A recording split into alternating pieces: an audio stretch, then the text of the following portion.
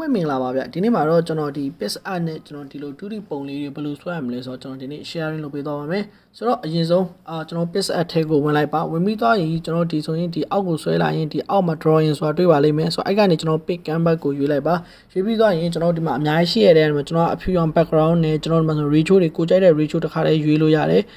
ဒီမှာတော့ကျွန်တော်ကကျွန်တော်ဒီ 4:3 ratio လေးနဲ့ကျွန်တော်ပုံဆွဲပြပါမယ်ဆိုတော့ဒီကောင်ကိုကျွန်တော်ယူလိုက်ပါယူပြီးသွားပြီဆိုတာနဲ့ကျွန်တော်လွယ်ပါတယ်ကျွန်တော်ဒီအောက်ခံအယောင်ကိုကျွန်တော်တို့အရင်စဉ်းစားပါမယ်ဆိုတော့ကျွန်တော်ကဒီကောင်ကိုကျွန်တော်ညနေခင်းအယောင်လှုပ်ချင်တဲ့အတွက်ကြောင့်မလို့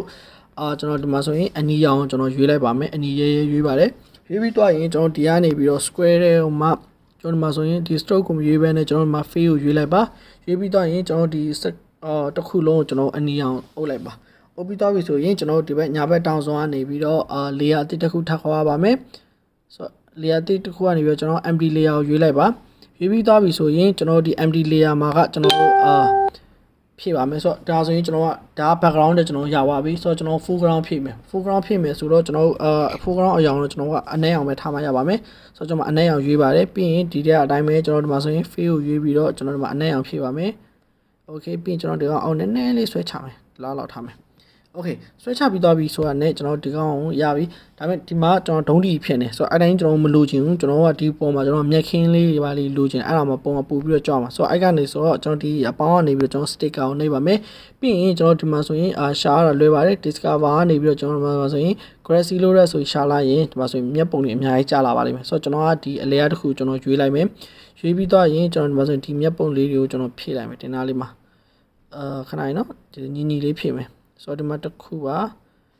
ပြီးရင်နောက်တစ်ခုထပ်ဖြည့်မယ် sticker okay ဒီလောက်ရွေးမယ်ဆိုတော့ကျွန်တော်မျက်ပင်လေးဖြည့်လိုက်မယ်ခိုင်းနော်တီချာလေးဒီရလုံးနေတော့ပူပြီးတော့မိုက်တယ်ဗျဆိုတော့ကျွန်တော်မျက်ခင်းလေးပြည့်သွားပြီဆိုရင်ကျွန်တော်ဒီမှာဆိုရင်နောက်ဆိုရင်ကျွန်တော်ဒီမှာတော့ layer တစ်ခုထပ်ခေါ်ပါမယ် empty layer ပါ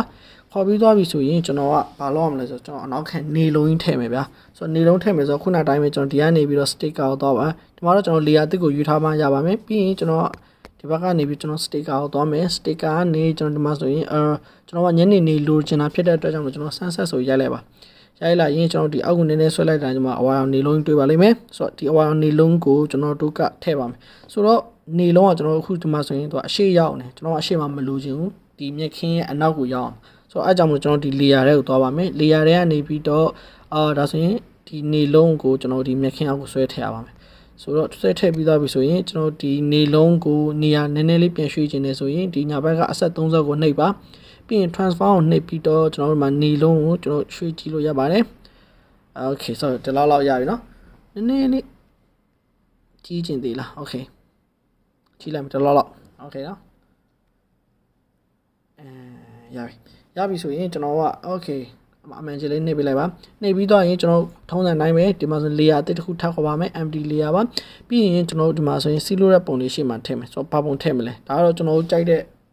ပုံစံမျိုးစုံထည့်လို့ရပါတယ်အဓိကတော့ silhouette ဆိုပြီးထည့်ရိုက်ပေးဖို့ပဲဆိုတော့ဒီမှာဆိုရင်ကျွန်တော်ဥပမာပြမယ်ဒါဆိုကျွန်တော်မှာဆိုရင်ဒီက silhouette ဆိုရင်ကျွန်တော်ဒီမှာဆိုရင်တမင်နဲ့ပတ်သက်တဲ့ပုံတွေအများကြီးရှိပါမယ်အဲ့လိုမှမဟုတ်ဖဲနဲ့ကျွန်တော်တို့မှာဆိုရင်back silhouette တို့စပါတော့ cap silhouette တို့အများကြီးရှာလိုက်ရင်သူ့အတူပုံတွေအများကြီ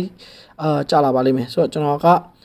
တော်ဒီညနေကပြောထားတဲ့ဒီ tutorial တွေကအတိုင်းပဲဆိုတော့ကျွန်တော်ဒီကတ်တုန်းကောင်းမလေးပုံလေးပဲကျွန်တော်ရွေးလိုက်ပါမယ်ဆိုတော့ဒီမှာသူဝင်သွားတာနဲ့သူပုံကတော်တော်မိုက်နေဆိုတော့အဓိကအရေးကြီးတာကဆိုတော့ဒီကောင်ကဒီအောက်ခြေကဒီဘယ်လိုပြောမလဲဒီအောက်ကမျက်ခင်းထဲမှာမြုပ်သွားဖို့ပဲဆိုတော့ဒီလိုကြီး floating ဖြစ်နေမလာဘူးလေသိရမလားဆိုတော့ဒီလိုလေးဝင်သွားဖို့ပဲပြီးတော့ center ကျရင်ပို့ပြီးတော့မိုက်ပါမယ် okay ဒါမှကျွန်တော်ကဒီမှာအကြီးအသေးချဲ့ခြင်းဒီလိုလေးလုပ်လိုက်ပါဆိုရင်သူငှက်ကလေးတွေနဲ့ပါလေးနဲ့ဆိုတော့ဒါဆိုရင်ဒါလုံးဝကျွန်တော်ဖုံးနေတယ်ဆွဲလို့ရတာလုံးဝ 2D စီလိုတဲ့ပုံလေးရမှာပါဆိုတော့ဒီကနေပြီးတော့ကျွန်တော်တို့စိတ်ကူးရှိတဲ့အတိုင်းပဲဆိုတော့ညာခင်းကိုလိုချင်ရင်ကျွန်တော်နောက်ခက်အရာအပြထားမယ်ပြီးရင်နေရာမှာကျွန်တော်တို့ကလာလေးထည့်မယ်ပြီးရင်အရှိမတခြားစီလိုတဲ့သမင်တို့ဘာလို့ထားပြီးတော့လည်းကျွန်တော်ဆွဲလို့ရပါတယ်ဆိုတော့ဒီနီးလေးကဒါအားလုံးအတွက်အသုံးဝင်မယ်လို့လည်းမျှော်လင့်ပါတယ်ကျွန်တော်ပြင်းနေတဲ့အချိန်မှာဒီ PicsArt လေးသုံးပြီးတော့ကျွန်တော်ဆွဲခြင်းတဲ့ပုံလေးတွေနောက်ဆုံးမြကိုဖုံးဝေါ်ပေးပါကိုကြိုက်တဲ့ပုံလေးဆွဲပြီးတော့ထားလို့ရမယ်လို့ကျွန်တော်ယုံကြည်ပါတယ်ဆိုတော့ဒီဗီဒီယိုလေးကိုကြိုက်ရင် like and share လေးလုပ်ပေးသွားပါအားလုံးကျေးဇူးအများကြီးတင်ပါတယ်ဗျ